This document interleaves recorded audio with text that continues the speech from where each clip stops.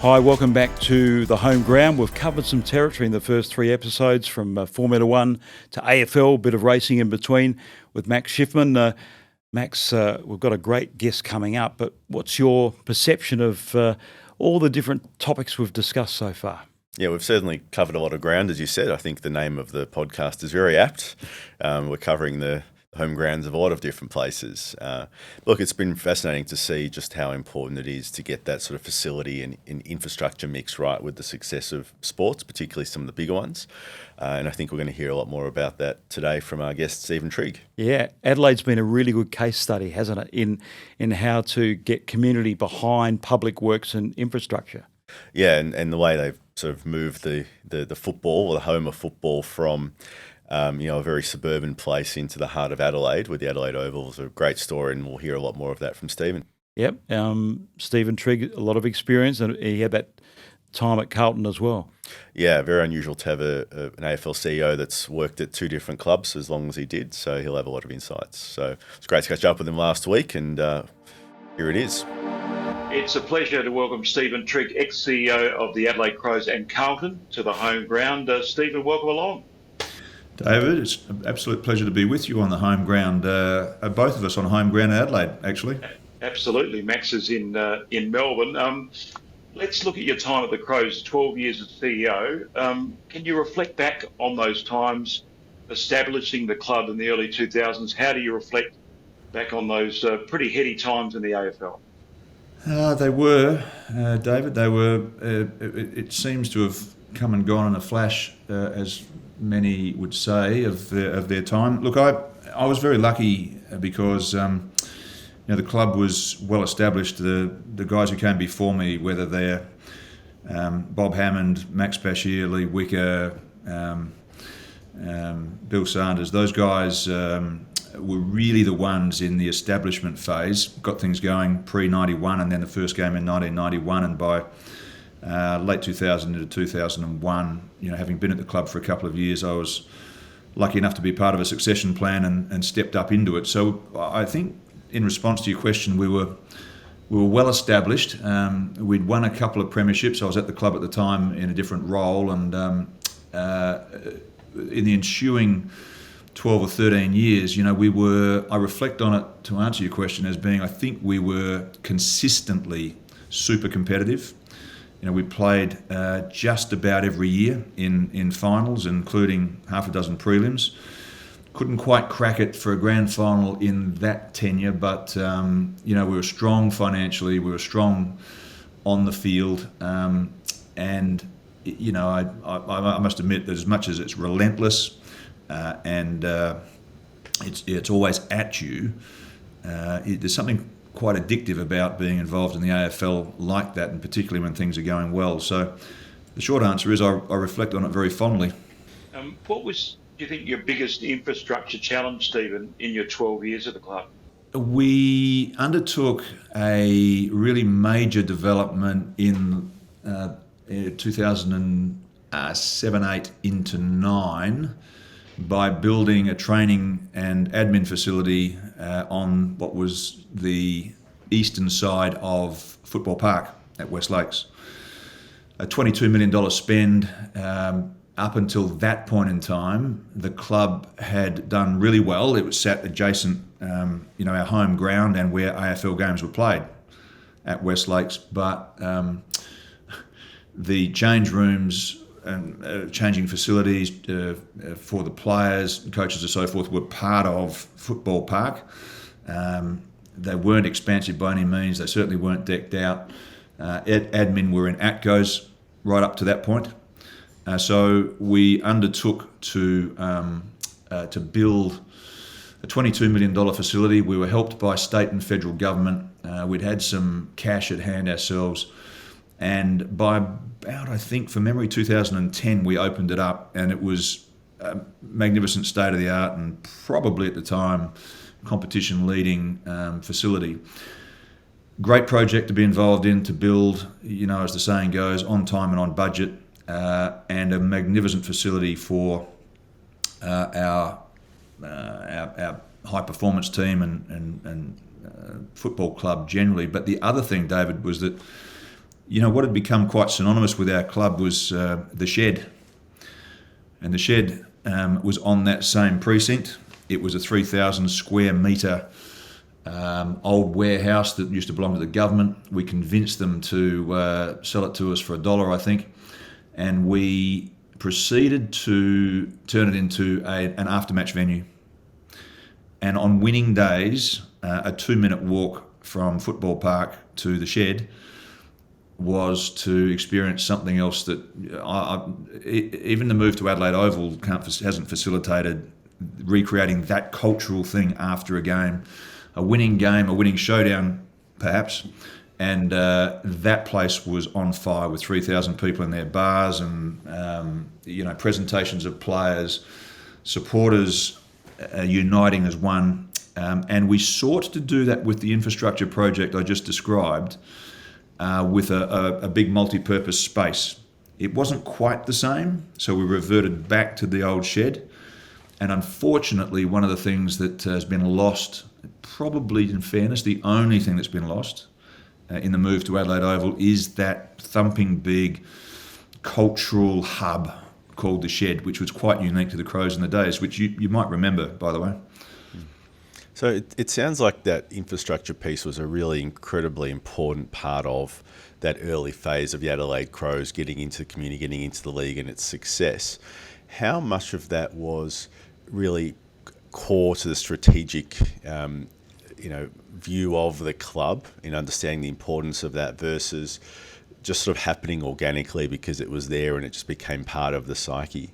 Yeah, very much strategic, as you would expect. I mean, it's respectfully a bit of a Dorothy Dixer, isn't it? Because, I mean, in the end, it's all good. I mean, it's a way of entering the explanation, but for player attraction, for player retention, for your high performance team, for your coaching, to be able to train indoors and outdoors, to have an integration of your administrative team, your commercial team, and your football component is absolutely vital strategically, and that's what that venue was all about. And in the end, and this digs a little bit deeper, is remember that the Crows, like every other now of 17 AFL clubs, operates in an equalised environment. Where is the point of difference? How can you get ahead? You've got the salary cap, you've got the draft, you've got a whole lot of other levers that the AFL use from time to time, the fixture, etc., to make sure that the thing is even. So one of the ways that you can seek to set yourself apart, or at least in some ways keep up with the Joneses at least, is to have the very best facilities that you can. And really it's a little difficult in the explaining, but before building that project in 2009 and 10, it was really difficult to convince someone to come to the club. I mean, we did, but it was more difficult when your admin was in Atco's and you didn't really have a high quality training facility. But the game changed a little bit with that facility, and it's in part why you see so much of that going on around the competition. And Stephen, your move to the Adelaide Oval, the Crows and Port Power, what was the plan behind that from your perspective? The elements you must have at the time, and maybe you didn't get in the planning phase.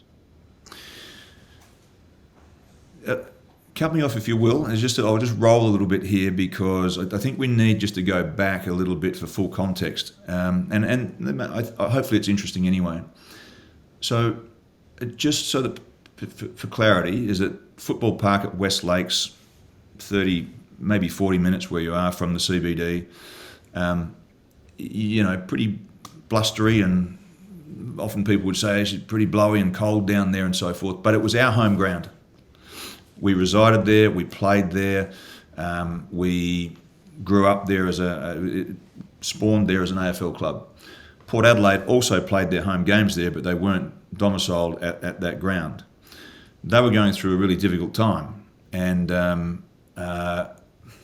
in some ways, weren't embracing that ground because it often felt like the Crows. And I think, in fairness to Port Adelaide, one would reflect on it and understand that. So Port Adelaide, to their credit, and the state government at the time via Mike Rann and Kevin Foley in particular, and I think Pat Conlon very much chiming in strongly, in discussion with the AFL, decided that there could be a deal done at Adelaide Oval, where football left back in 1973 into 1974, acrimoniously. So here we are, we're at West Lakes, we're happy. Incidentally, there was $200 million of state government funding committed to West Lakes to improve amenities down there, and we were all for that. Home ground, remember? Port not so keen, but as this thing bubbled up at Adelaide Oval and became real, we had to change our mindset because there was something on offer that was pretty special. So we all, and when I say we all, that's Saka being cricket, Sandful, governing football in South Australia, the two AFL clubs went to work on it. And I remember distinctly sitting in Premier Mike Rann's office with those stakeholders one day, and he rolled in and said, listen, I paraphrase, there's $535 million on the table. If football and cricket don't get it together and decide that they can work together and get this thing to come to life, I'll take it off the table. So there was some incentive for us to get it to work. And, I'm being really candid now, is that our mindset as a club changed insofar as we could still stay at West Lakes, we could have as a training base, but the idea that you could be right in the heart of the CBD at a whole new amenity, with everything that you see today, the vision was easy back then. We all had to go to work on it. And, it seems as though it came and went pretty quickly, but all stakeholders, I'd say, worked on this thing for 2, maybe 3 years in the design, the financial modelling, the fit out, the whole, the commercial models. That took a bit of wrestling, I can tell you, in terms of, land rights and who had what and how we were going to carve it up. But it was actually, on reflection, a joy to have been involved in. And as I was saying to you, David, before we pressed go on this, I'd gone about 7 games in because I went from Adelaide to Carlton and didn't get to enjoy it quite so much as I'd hoped. We had a similar conversation with Matt Chun around the shift of Waverley and swapping that out for what is now Marvel Stadium, and some very similar themes there around moving from a suburban heartland, if you like, into the CBD and everything that presented. So Matt's view was very much that it was the right move and transformed the game. I mean, would you argue the same thing for the Adelaide clubs? Oh, absolutely. I mean, for Port Adelaide, it's been a lifeline. And, look, I'm just being really... If I say this with my background and being as a Crows, Port will think it's a criticism. It is absolutely not. I mean, now that I'm in a sort of more of a governance role in particular, I look back and I think how good that Adelaide Oval's come along, and for Port Adelaide, instead of playing in front of relatively empty stadiums with tarpaulins, they're at a full house, and they've got the anthem before the game, and it's rocking and rolling. I mean, from their perspective, it's a massive tick. For the Crows, it's a massive tick. For the game, it is. For cricket, it is. And honestly, not gilding the lily, for the city of Adelaide, it is. It comes alive. It is for those who don't know, it is a short walk from the CBD across the bridge. Beautiful precinct and an absolutely uniquely beautiful ground. It transformed the city. And the participants, 100% it has. Stephen, what would you say to Tasmania? Obviously, there's a lot of, there's echoes of similarities between some of the opposition, perhaps in the early stages of the redevelopment of Adelaide Oval. What would you say to the people of Tasmania who are pushing back on the establishment of a very ambitious program? What I would say is... it's probably too simplistic for those who are living it down there, but I absolutely get. I understand competing tensions between where that money could otherwise be spent. I completely get it. But I also have the lived experience where what a really high-functioning, beautiful central place for the community to come together, whether you actually love footy or not, is just transformative. And it is difficult to get a handle on whether it's $6 or $7 or $800 million that could be otherwise spent somewhere else, and what the return on that is, and how many games, and what's the content. And I get all of that, but the one simplistic thing I can vouch for all community, not just for football lovers, it can be not just for football, but for concerts, other sports, community, generally speaking, a hub that is really important to community connection. And what price you put on that is clearly what's being debated down there at the moment. With your move to Carlton, a much more, let's say, established club in terms of the AFL, very different culture, I'd probably hazard to guess. I'd love to sort of hear your insights on that. But how would you describe the differences between the two clubs? Are there more similarities and differences, or are they really quite different in the way they operate and what they think? Well, they're the same insofar as they play in the same competition.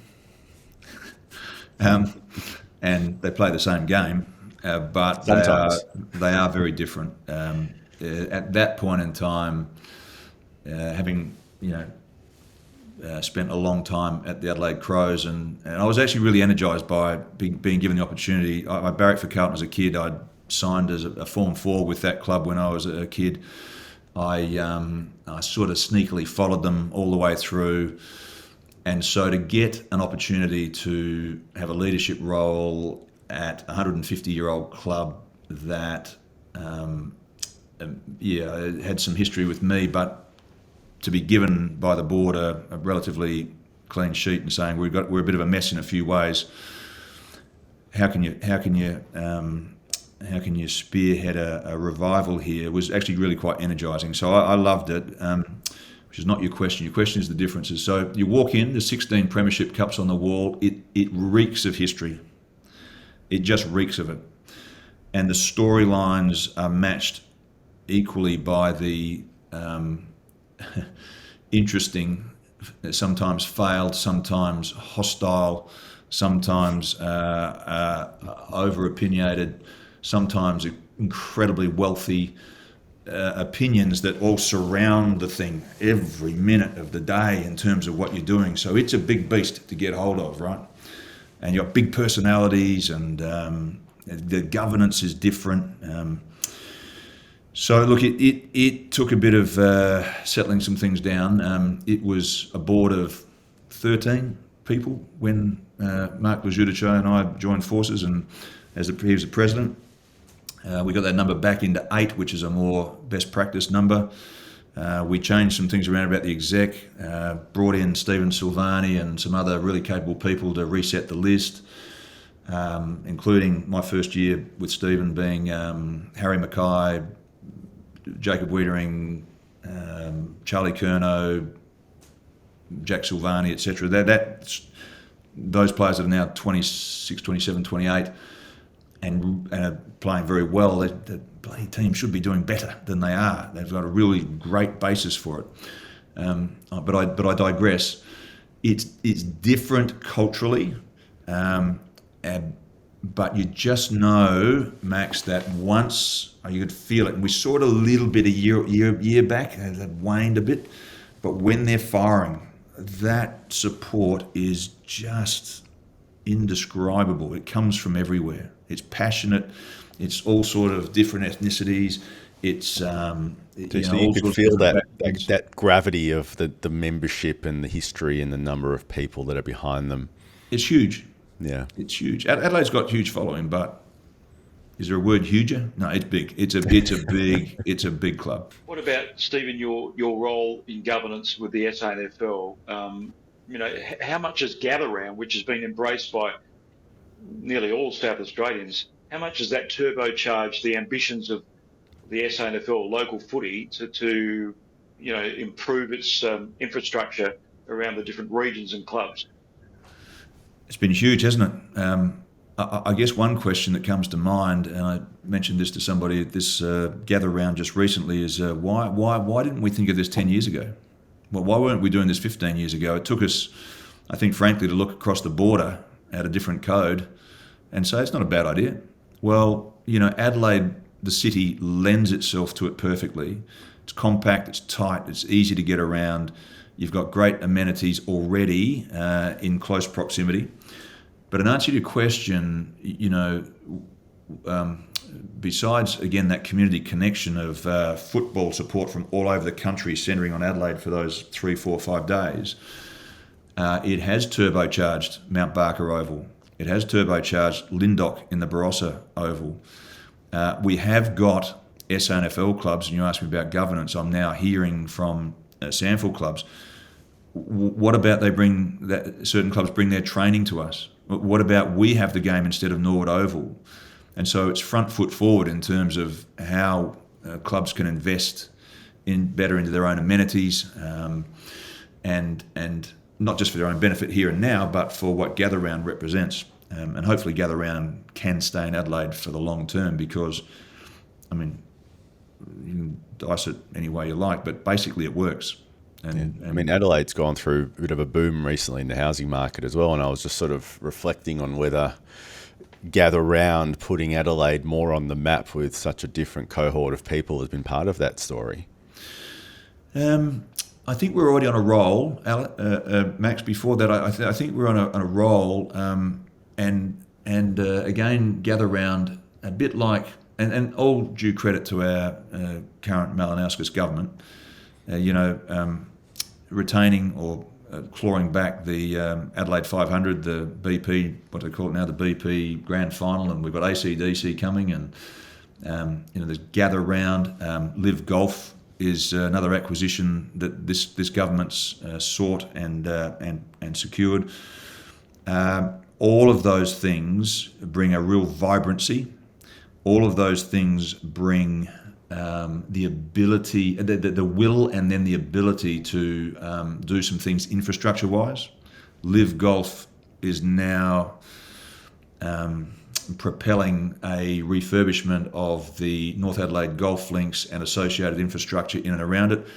A little contentious for some, but it's pushing things along, and so I think the short answer, Max, is we're on a bit of a roll, but it's certainly given it a turbocharge, that's for sure.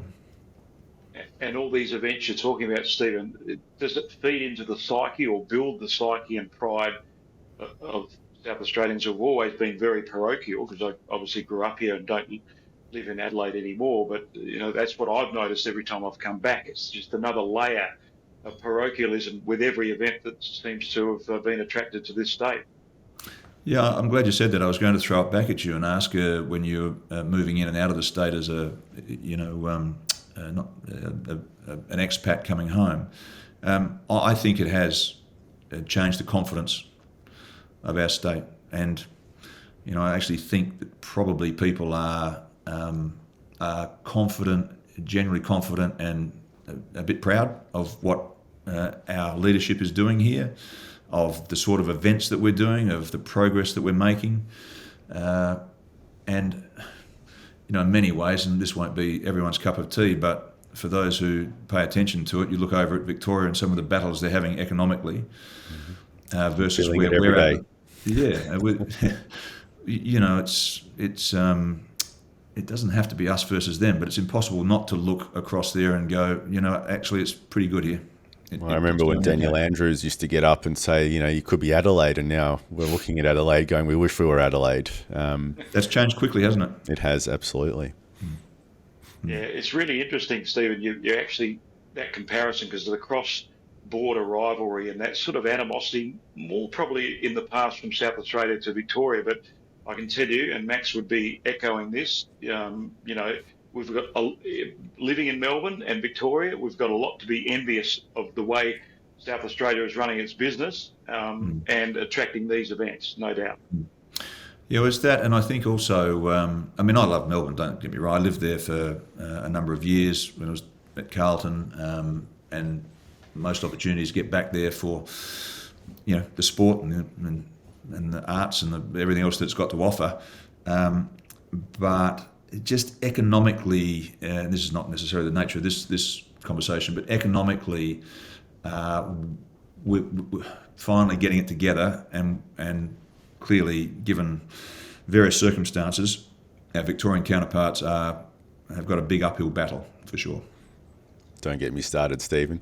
Sorry.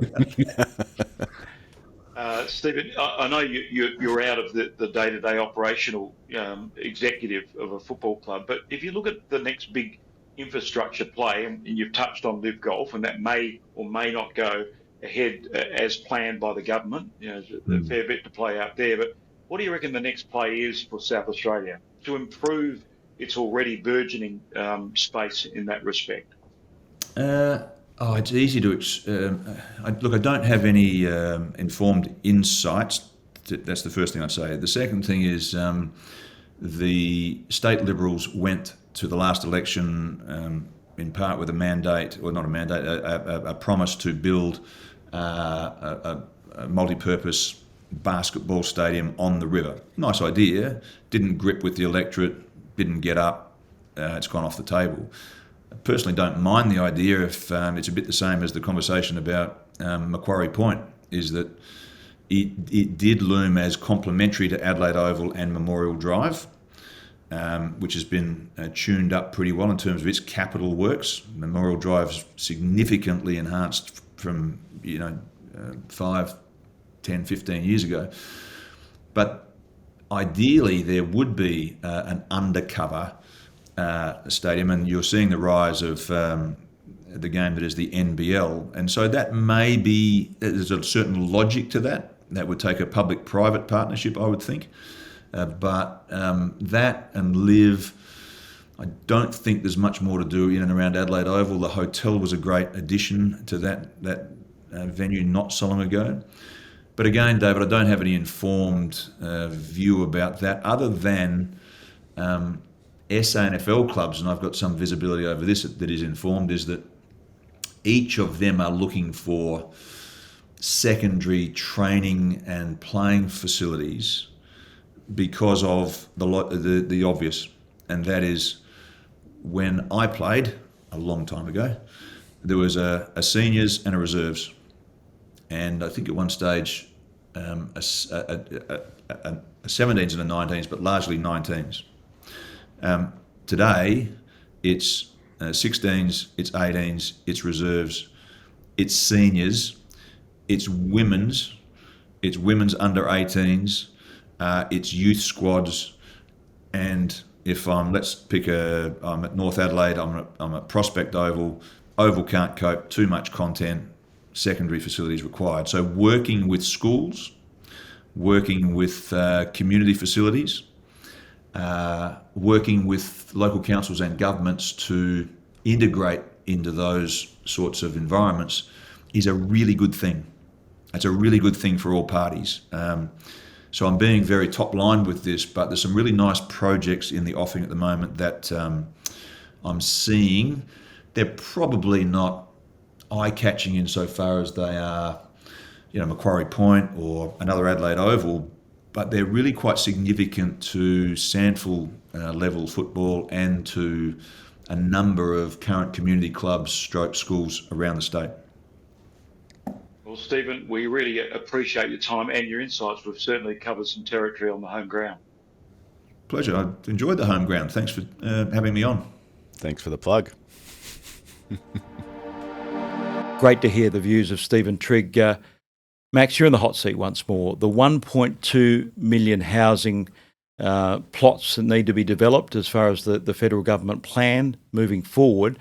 What are the 3 strategies you'd adopt to get there? Because we're well short of the mark currently, aren't we? Yeah, well, we've talked about the fact that the first 12 months of this sort of 5-year period when they were meant to build 1.2 million homes hasn't started off particularly well.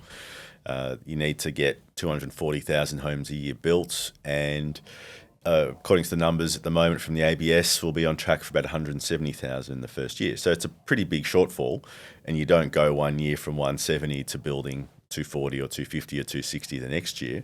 I mean, you've been around property and development long enough. Have you got any ideas that are percolating in that head of yours? I've always said you just cut the red tape, you make it more attractive and more viable for developers and small investors to get involved in the game. I think there's too many barriers to investment. Is that what you're thinking? Yeah, and investment across different parts of the sector, right? So you need the investment from builders and developers who are actually going to build the houses. You need investors to come in and own the housing for a certain proportion of it, because not everyone wants or can buy, or it doesn't necessarily suit their needs. So that's part of the conversation.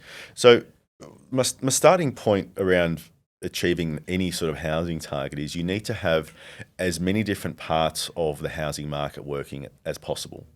You can't just rely on apartments around train stations or build to rent or greenfield housing or anything for that matter. You need everything working, because Australia's not a homogenous society. You've got people at different ages, different household makeups, they have different requirements, they work in different places. So the idea that you're going to be able to cram them all in and solve housing in one particular way is just fraud. It's not going to work. It's never going to work. But do you see enough innovation in design in Australia compared to some of the other parts of the world you've visited and studied the housing market? Are we thinking outside the square enough and reimagining what a house is?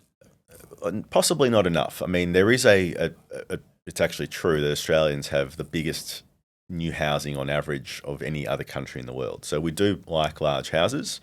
Partially it's because building a house is actually still relatively cheap compared to, say, building an apartment or a townhouse. So people, if they have the money, they choose to go and buy a block of land in greenfields areas, and they build a house that they think meets their family's needs. And it's interesting seeing how that's changed. So if you contrast how Australian suburbs have built over the last sort of 40, 50 years compared to other parts of the world which are higher density, there are a couple of key things that are different. But one of the things we see is houses have become the proxy for what used to be around you a little bit. So there's some really interesting graphics that show you how, in the old days you had a small house, you might have had a small kitchen, you would have had a couple of bathrooms and a couple of bedrooms, but you didn't have a home theatre, you didn't have a study, you didn't have a huge backyard, you probably ate out a bit more, and so everything within the house was smaller. And what you've seen over time is people now want that in the house. So you need the extra room for the home theatre. You need to have the study because you want to work from home rather than go into the office every day, or you're running some freelancing business or something. Needs have changed over time. And so I think part of the answer is accepting that people's needs have changed, and therefore the housing that worked in the 40s and 50s no longer works for people today. But the other side of it is creating those communities external to the house again. So as houses get a bit smaller, you need to make sure you're delivering some of those things externally, like great open space, like good restaurants that are affordable nearby that you can walk to, like, maybe it's the introduction of or reintroduction of the suburban cinema. Like, they're all the things that we sort of lost over the years, and maybe it's time to see a renaissance in some of those things, which is actually what you see in some of the big world cities. What would be the 3 incentives you'd introduce to alleviate the 1.2 million housing problem? Firstly, look very carefully at what land supply we have and actually start saying yes to stuff, because we've got a system now around housing which is so process-driven and prescriptive that it sort of gets in the way of actually getting results. So it's not even so much as incentive as it is just saying, yep, some of this stuff makes sense, we're just going to get on with it. And so whether it's, rezoning horse racing facilities like we chatted about last week, or golf courses, or big infill sites around Victoria or the major cities around the country, which there'll be plenty of these opportunities. But it's just having concerted approach that goes, yep, as long as something makes a modicum of sense, we're going to shepherd it through the process and get rid of the barriers, because that doesn't exist at the moment. You've got all these authorities and processes and facilitations and blah, blah, blah. All of it's bullshit. All of it is designed to create another process rather than just sitting around going, yep, this stuff makes sense. Are we getting to our quota? So that's sort of number one. Number two, I think, is, and you touched on this before about investors, right? Like, investors are a big part of it. So, if you were trying to incentivize more people throwing their money in housing, what would you do? Well, I try to bring the cost of build down, and part of that is involved in quicker approvals, less red tape, less barriers to market, really. Yeah, and that market component is so important. But and you touched on something really interesting there, which is around what you're building, because let's face it, there are big differences between building different kinds of things, both in terms of cost but also time. So it's shifting that approach. So you want to be incentivizing the types of housing that can be built quicker.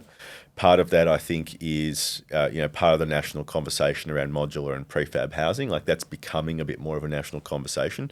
We're actually a long way from making that happen. So I think you'd really put some focus into how you unlock that at a national scale. Part of that involves harmonising building regulations around the country, so not having to deal with 7 or 8 different systems and what their expectations are in a state or territory level are, because that's currently the system. But then you also need to try and incentivise the investment for companies that are going to take that capital risk to try and find really fast and inexpensive ways of getting stuff on the ground. So that would be sort of component 2 for me. And I think the third one is using the regions more. We put so much focus into the cities, and there's all sorts of reasons why, but I think, are really underdoing the regions. The regions are far more affordable for people with work from home. A lot more people don't need to be commuting to an office every day, or they might work in a co-working facility somewhere nearby. That could be remote. That could be 2 hours away from edge CBD, 3 hours away from a CBD. So you're still kind of in commuting distance if you had to be, but you don't have to be there every day. But what you're undoing is unlocking lifestyle opportunities, unlocking, a price point that people can't otherwise achieve in a major area. And what you do then is you build up these centres, and they of themselves become something over time. So it takes that pressure off the cities. Unfortunately, what we're seeing is this real reluctance to build the regions in any meaningful way, and and governments haven't put the incentives in place to actually make them happen, because you need to set a standard for these places, which includes seeding them with some sort of economic activity. So you need to put government departments in places. You need to put other businesses in there as well with the right incentives, and that's how you start to kickstart some of this development. But on that basis, surely the political climate is fertile for the type of reform you're talking about, because they've got a mandate now. The Labor government have got in with a record majority. If there's any time to affect these changes, isn't it now? Look, I think so. I mean, they've got a really strong housing story, but as I keep saying, you still need the states to come along for the journey, and the states run their own races. I mean, that's part of a competitive federal system. That states can do different things, and the best should succeed. Unfortunately, have the GST, which sort of rewards underperformance now as well, and doesn't punish certain states enough for not doing the right thing. But the federal government needs to put those incentives in place again. It's all about incentives, as they say. So if the right incentives were to unlock housing supply people could afford and want, particularly in regions, and I think you'd see more of that activity. Unfortunately, at the moment, it's been very much a high-density city-based focus, and it is just too expensive, too slow, and doesn't meet the needs of a lot of people. And as long as that remains the primary focus, we're going to struggle to get anywhere near those 1.2 million targets. Well, due to social media demand, we've got a new segment. It's called Max's Mail, because we've had some enormous traction on Instagram and TikTok in particular, with some clips going viral, or very close to anyway, your strong views and the reaction from people out there. So that's encouraging. Can I throw a few your way? Yeah, for sure. Okay, Gazmo. The poor quality, referring to apartments, way too small. Builders need to increase the size of apartments and rooms so they actually become a sought-after asset. New York and London have minimum size requirements, double ours, he says. Okay, there's a little bit there. Firstly, I don't think that New York has double the minimum size requirements that Australia has. We actually do have minimum apartment size standards within Australia. So it's very prescriptive in terms of the number of square metres you have to have in New South Wales, for example. They've got some rules that dictate minimum sizes. In Victoria and in other parts of the country, it's less prescriptive in terms of area, but there are certain amenity requirements that you must have in terms of orientation and open space. the amount of light you get in rooms. And so that effectively does the same thing. But it's interesting hearing that they think people in other parts of the world live in bigger apartments, because when I've seen apartments around the world, be it Barcelona or France or New York, people living in tiny lofts around the place with no space, and they spend a lot more of their time outside the dwelling. It's actually quite the reverse in Australia. We are now trying to dictate a level of quality which is good, but it takes away the ability to deliver smaller stuff that is more affordable for people. And you have to accept that something bigger is going to cost more. So you can't automatically say you want to have a lot of internal space, a lot of internal amenity, taller ceilings, more balconies, whatever it is you want, but not accept that it's also going to cost substantially more to the punter. And there's a trade-off. And because things cost as much as they do to build in Australia relative to other parts of the world, we haven't got an underclass of slave labour in Australia like you do in countries like Singapore or Dubai, it's going to limit how much you can get for your money. And I don't think people have really come to the point where they've understood or been willing to make the trade-off to get something compact and dense for how much they have to spend on it. Okay, Cheeb ZG, I'm pretty sure I got that right. He's looking macro. Why doesn't Australia try creating new cities, Max? There are only 5 major cities currently, which are overpriced and choked. We need to think outside the box. Well, he certainly is. Yeah, I love it. I mean, I actually fundamentally agree. It's really staggering to see how Australia looks in terms of the urbanisation. So for a country of our population, we have roughly 80% of the population living in 5 major cities. So you think about the size of Australia, the capacity to build new cities, and yet we're refusing to. And where would they be if you were like?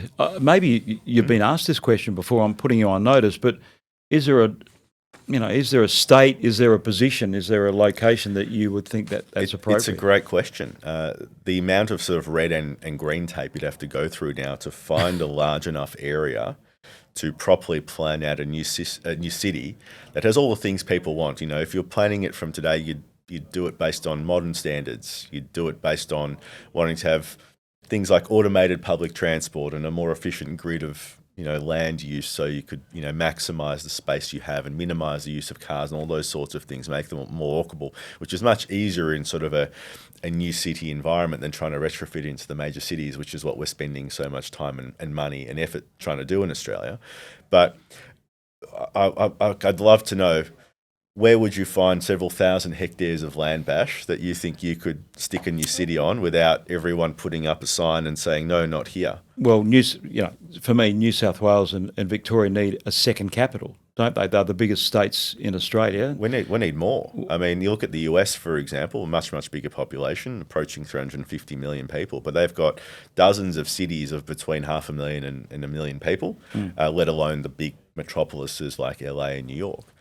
And if anything, there's actually a lot of evidence to suggest that those mid-sized cities, sort of 500,000 to 1.5 million, are actually the most successful, because they don't have that sort of pressure in terms of transport infrastructure and traffic and the number of people, but they're big enough to have all the things that you need. They can support an economy, they can support businesses setting up, and they actually present a really good lifestyle opportunity. So one of the questions we're not really asking ourselves as a nation is, where do we build those new cities? Now, it can either be building up existing regional areas, which I think you have to do. I think we should be putting less pressure on the major cities. The trouble is people love them, so they want to move here.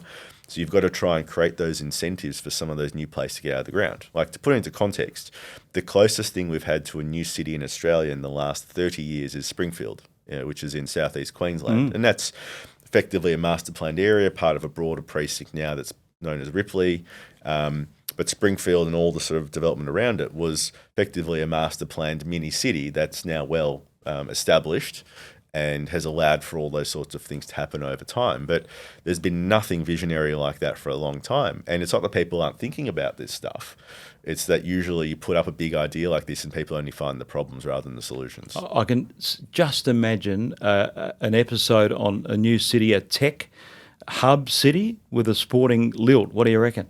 I'd love to see that. I mean, I think that would work really well. Imagine a city that's designed around, being a sporting centre of excellence with all the facilities there, all the sports physiologists and the biomechanists and all the technology you could put in there. I'm sure, Catalyst would put a facility there to be managing all the people running around on fields and playing sports. Like, you could see the start of that. You probably need a bit more of a diversity in the economy to really make it work, but you could certainly see how cities like that could really take off. And there are examples around the world, where you have these hubs where they create new cities and they make it about something. And I think that could really take off in Australia, but you would need to figure out, what native grass you're happy to cut down for a little bit, which is really difficult in the current climate. Absolutely. A great talking point though, Max. It is. I mean, again, I'd love to build Max City at some point. Yell at me if you've got an idea where it should go.